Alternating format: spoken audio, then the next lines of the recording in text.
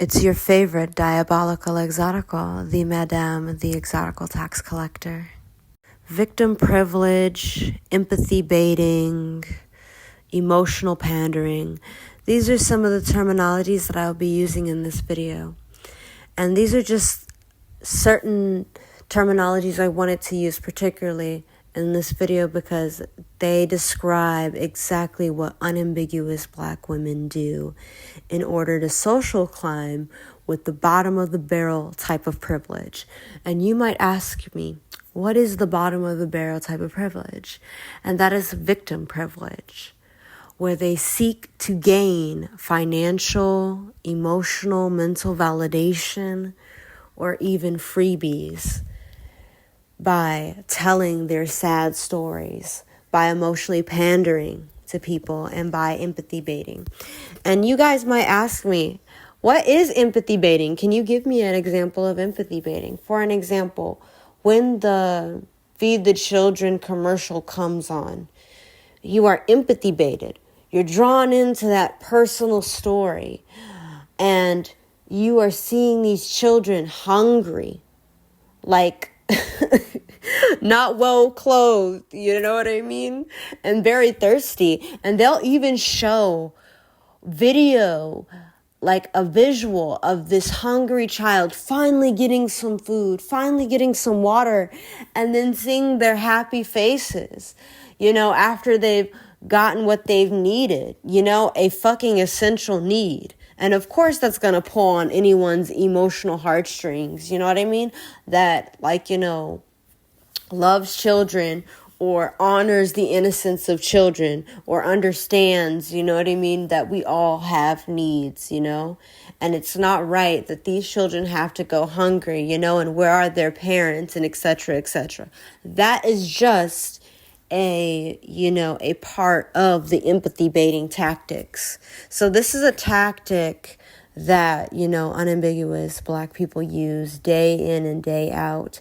And this is also the same tactic that, that saying, give you enough rope to hang yourself, or a double-edged sword. It's kind of that type of energy, if you really want to think about it in the big scheme of things.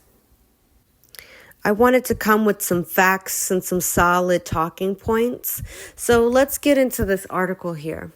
Possessing victim privilege gives your words a different tone from others. If a Black person expresses opposition to affirmative action, they are not racist, or worse, post-racist. They are empowered. If a woman makes inappropriate sexual remarks towards a man, she is not sexist. She is strong and independent. If a gay man makes a joke about don't ask, don't tell, he is not homophobic. He is funny. So these are the different levels of how victim privilege can silence others in favor for what it truly stands for, that the victim is trying to get across to other people who have not probably experienced what they have experienced. And this is what a lot of unambiguous Black people do. They will use, this different tone of voice to sound out louder than others and to be heard above the crowd to get their needs met first. But this is just another tactic of social climbing, guys. But this social climbing only takes you so far because the ladder is very short, guys. You guys have to understand, when you are using this victim privilege, you're only getting so far, okay? And your potential, it stays unbridled, okay? There's just a lot of unbridled potential, and then there's a lot of resentment for other people who don't per se use the victim privilege, but they actually do have pretty privilege or feminine privilege, or they have, lucky girl syndrome, as I say, that's also a privilege when you have multiple privileges working at once. So you have to also understand capitalism. When you're benefiting from capitalism, that is also seen as a privilege. And I feel this is a part of the reparations, you know what I mean? Of being able to defend their talking points, you know what I mean? by, by just doing these things and feeling like, oh, just because victim privilege exists, I can keep using this as my crutch to get along in life. And that doesn't get you far in life. And that's why they get very bitter about other people who do have pretty privilege or feminine privilege, or, you have such an amazing, unique privilege to the point where now they're thirsting after your privilege and they're willing to do whatever it takes to tear you down, whether that's in the workplace, whether that's in the dating scene. And this happens to a lot of exoticals, like in the dating pool, because it's like, these black men will be like, well, I come from the bottom and, you should give me a chance, like, just to prove to me that you're not stuck up. If you're not stuck up, you're going to give me a chance. And I'm going to be with your light-skinned ass. Oh, yes, and I'm going to take the privileges of a proximity privilege of what it's nice to be next to you. And we can get free food at these white spaces and these upper echelon spaces. Moving on up to the east side. Yeah. Literally. Literally,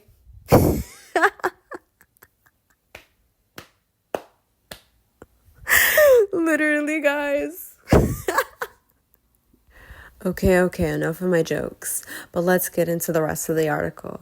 It says here, victim privilege also gives one's speech much more power and legitimacy.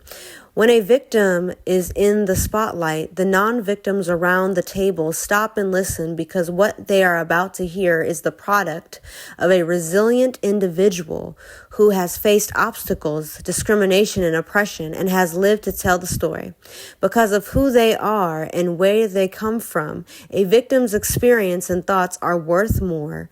Their hardships and struggles are announced by their story, and thus their words gain a sense of authoritative veracity that cannot be refuted by non-victims due to non-victims either being unable to comprehend the place of marginalization where victims come from, or being afraid of being disrespectful and marginalizing through opposition. So, as we see here, I know at least 80% of us listening to this fucking video can say that we have seen this in real time, experienced it ourselves in some type of way, shape, or form, where we used to be victims of our old self-concept that was bad, that was allowing chaotic things to happen to us, that was allowing us to war within ourselves. But guess what?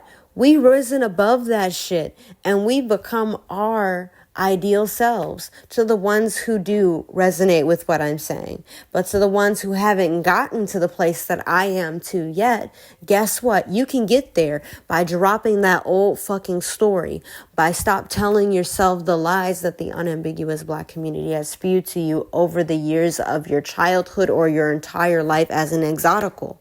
Guess what? And to my non-Black exoticals like myself, who have been in the unambiguous community, who have gone to the churches, who have grown up in the unambiguous Black homes and gone to the schools and have gone to the churches and have gone to all these other open community spaces, whether that's the grocery store, whether that's the clothing store, whether that's the mall, like whether that's like the gas station or anywhere where you as an exotical have experienced this done onto you, where you have unambiguous Black women saying, oh, you don't understand my story. You don't understand what it's like to be a Black woman. So they just write you off automatically. And this is one thing that I've had happen to me multiple times when I was in the church, and having other Black women trying to put me down or humble me or try to make me feel like a slave or try to make me feel like a dutiful underling.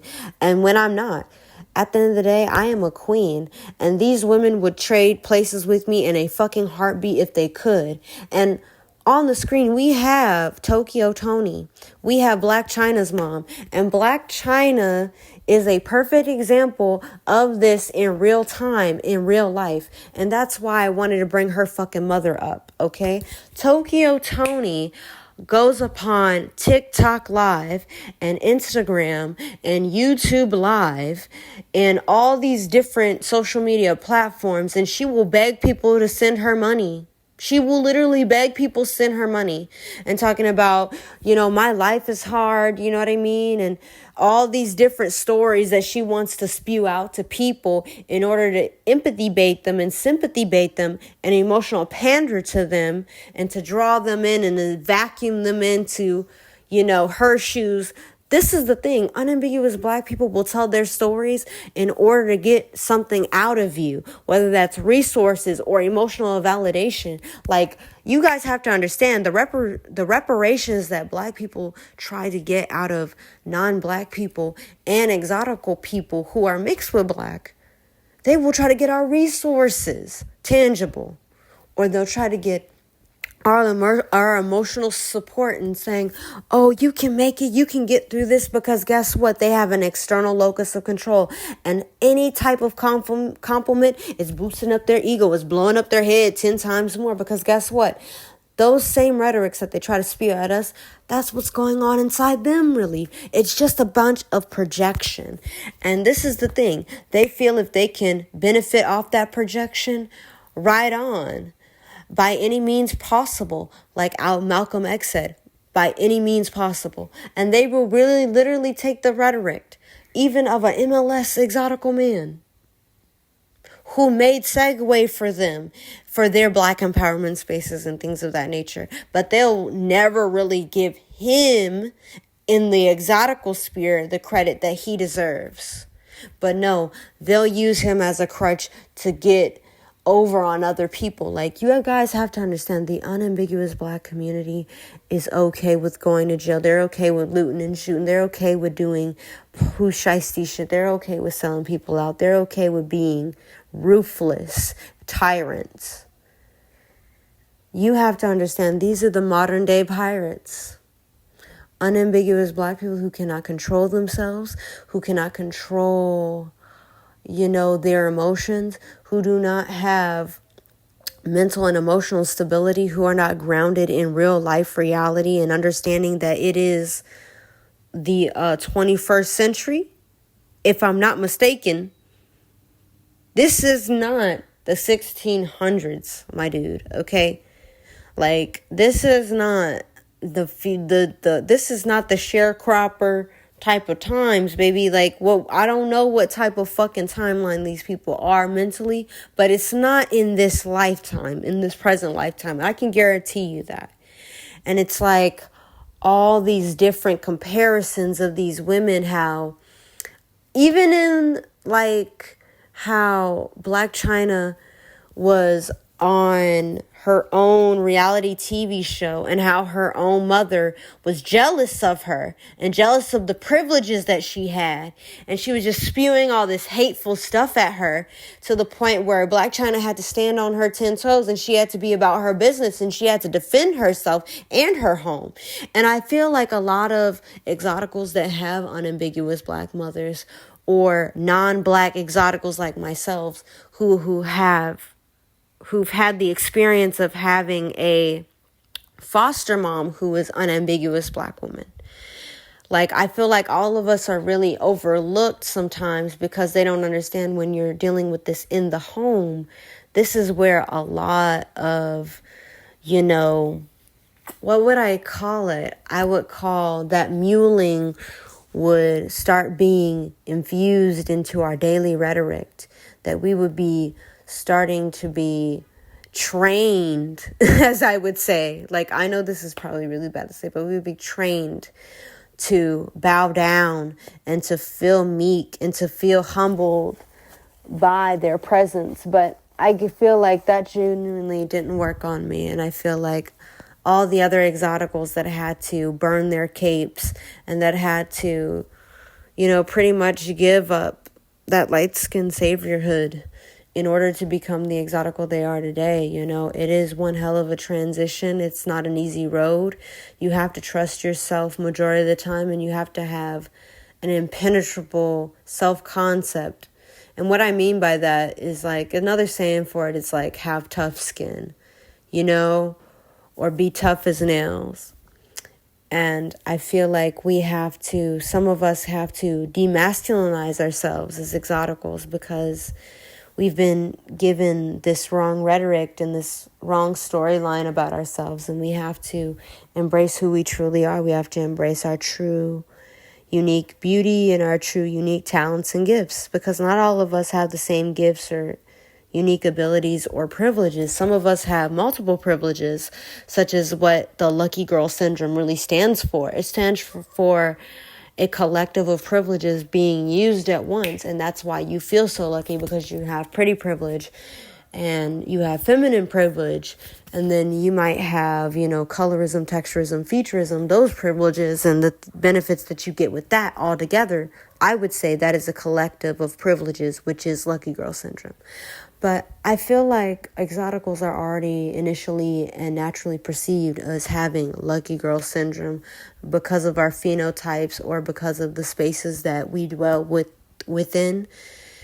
And pretty much that's what I really think about, victim privilege. I genuinely do agree with the article that, it gives them an authoritative standpoint in society amongst people when they're socializing, and that allows them to social climb because we have people giving them resources and giving them, emotional validation and all these different micro validations that are being blown up out of proportion because these people are feeling some type of way in order to be able to give what they have, you know what I mean? And to continue to give and to feel pressured into giving and giving and giving.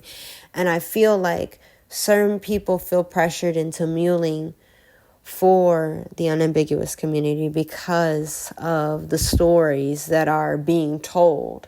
And I feel like some of them are fabricated stories in order to get the benefits or to get the needs meet. Getting their needs meet to pretty much just trying to get their ends meet. And I just think it's fucking terrible. I think it's ironic how some of these rhetorics are within the church scene. And then we have people doing this all the other 6 days of the week, but then they'll go to church and they'll be like, yeah, I'm redeemed from my sins. And then they'll go again out just to redo those same sins,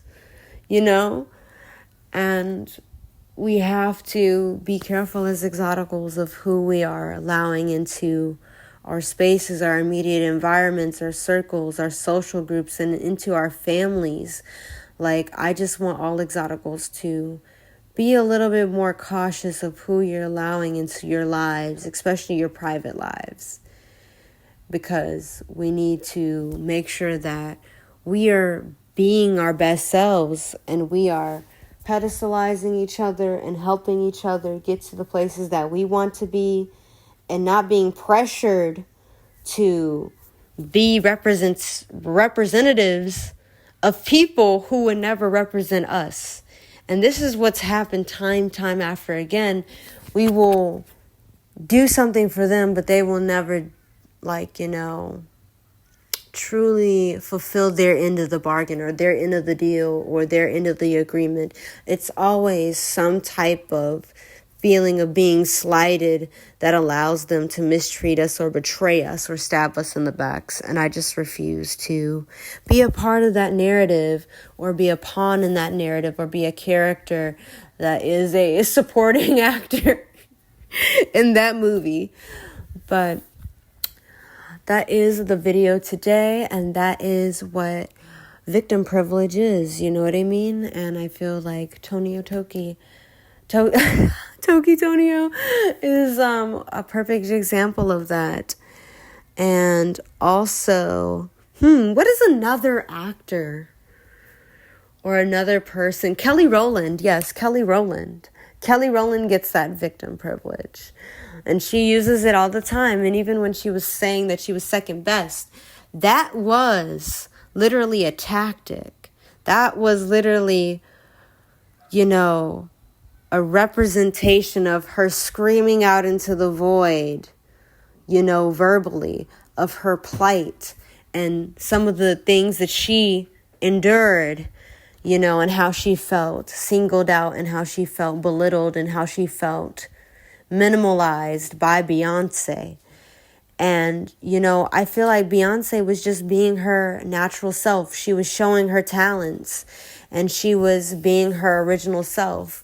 And I feel like even when her new album came out, this country album, I feel like Kelly Rowland even minimalized herself even more when she felt offended by people bringing up Beyonce in her interview. But you have to understand, you're Beyonce's best friend. And you also were in a girl group with Beyonce.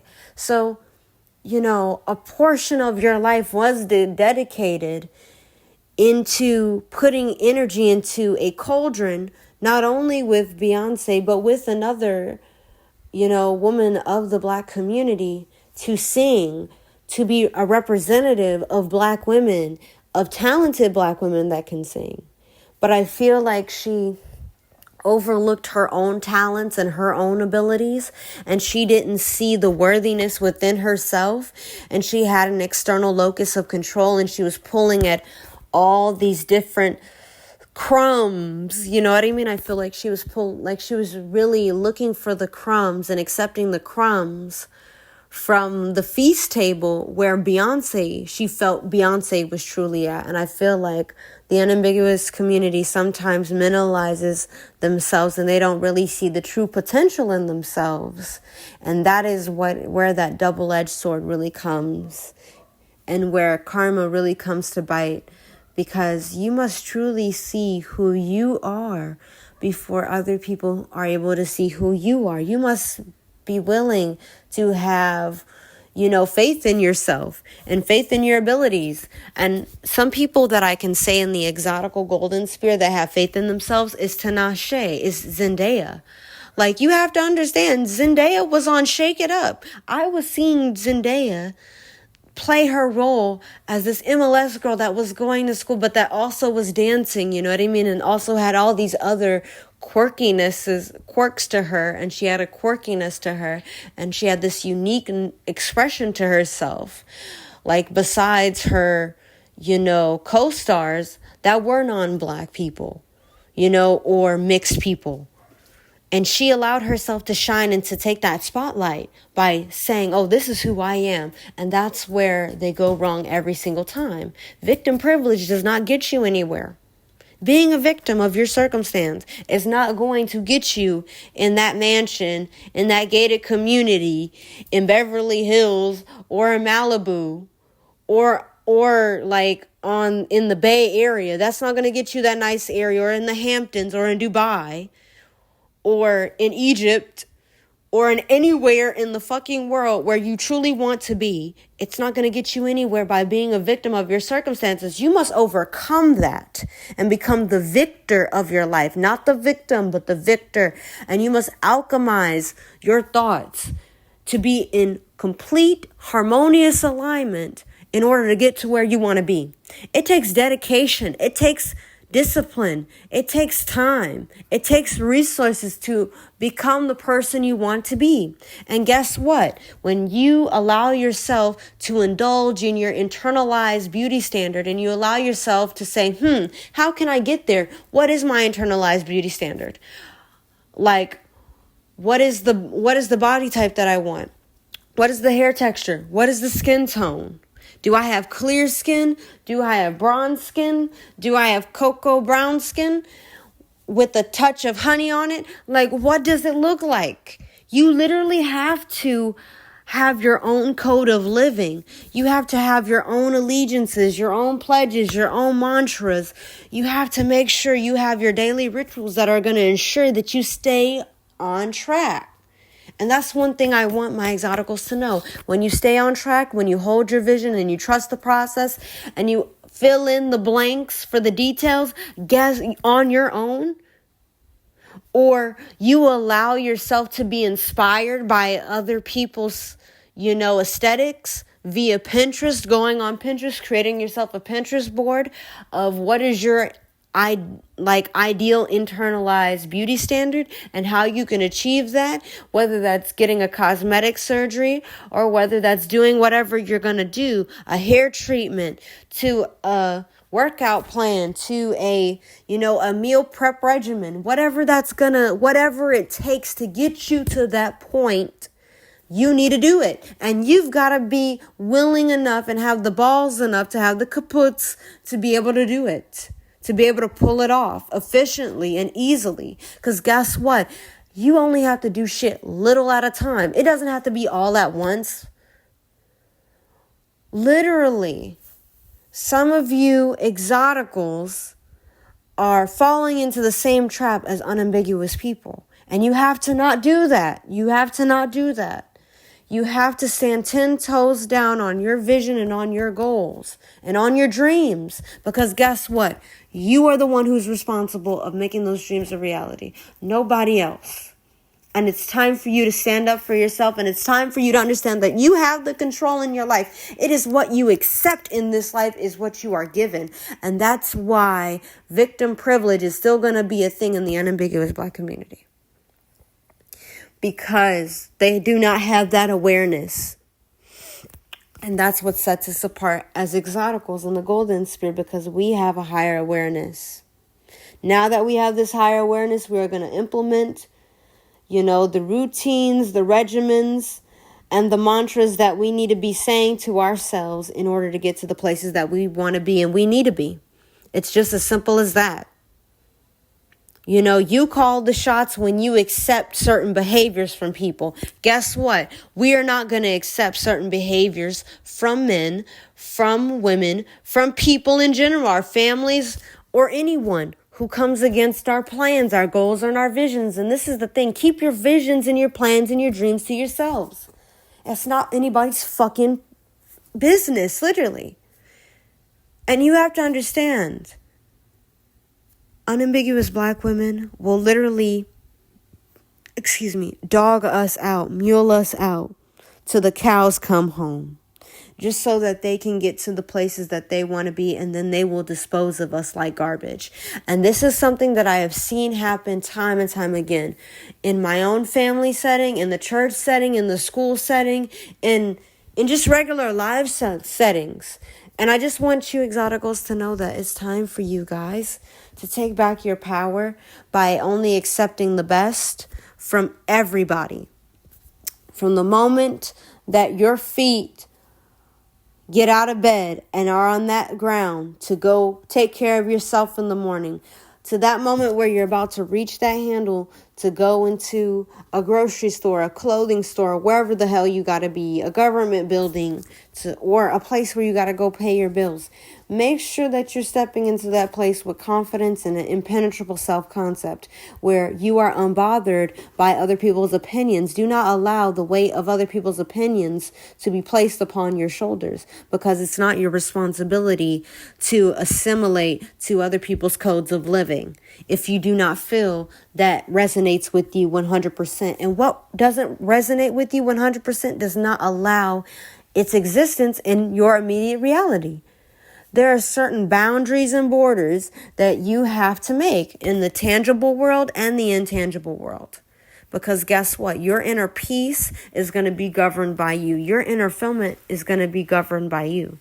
Nobody else is helping you with this other than you. So it's time for you to take the wheel of your life and drive off into the promised lands. Because guess what? Nobody else is going to do it for you. And the unambiguous community doesn't want to do anything that's going to really pedestalize us too much to where they're not gaining something off of it or from it. So let's be smart. Let's be wise. Let's use our discernment. And let's use both intuition and intellect.